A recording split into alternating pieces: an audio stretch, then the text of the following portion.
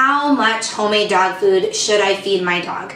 I am asked that all the time. People always ask for a recommended serving size with different recipes. And while I can give you a suggestion and I can give you a serving size recommendation, it's really different for every dog. Just like your caloric needs are based on your size, your age, your weight, your activity level, any health conditions you might have. The same goes for your dog. There's a lot of variables involved.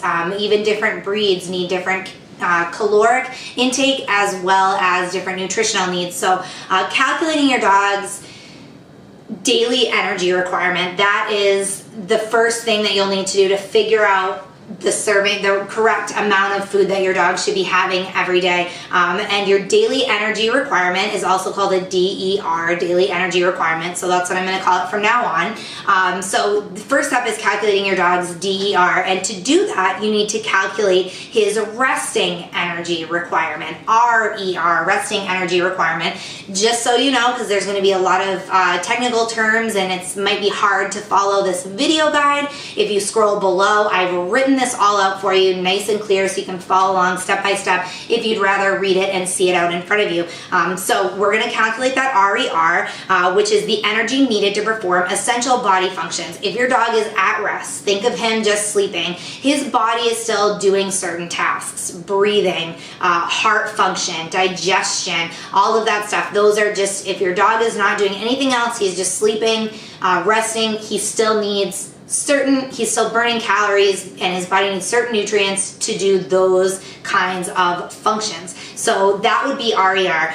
To do this, you multiply your dog's body weight in kilograms raised to the 3/4 power, so 0.75 power, and then you multiply it by 70. So your dog's weight to the 3/4 power multiplied by 70. And again, this is all written out. If it's confusing and you want to see it on paper, it's all written out if you click the link underneath this video. So that's how you get the RER, his resting energy requirements. So then you need to multiply the RER by certain factors to estimate the DER, the daily energy requirements. And again, these are different for every dog. So these estimates can vary by as much as 50%. So you need to understand that these numbers are just starting points. This is not an exact figure, but this is, if you went into a canine nutritionist, this is what they would do to get you started.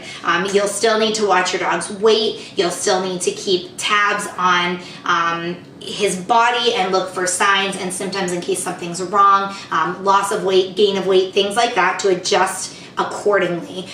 So different factors, and I have these all listed out again on the website. A neutered adult would be the resting energy rate times 1.6. An intact adult would be the resting energy rate times 1.8. An intact adult that is also obese prone would be RER times 1.2 to 1.4, and that would depend on how obese the dog is. If you're looking to do weight loss, it would be RER for the ideal weight, not what your dog currently weighs, but you'd figure out the RER for his ideal weight and then times that by 1. If you have a puppy that's 0 to 4 months, you would do the RER times 3. Obviously, puppies are much more active. They burn a lot more calories. They're going to need more food.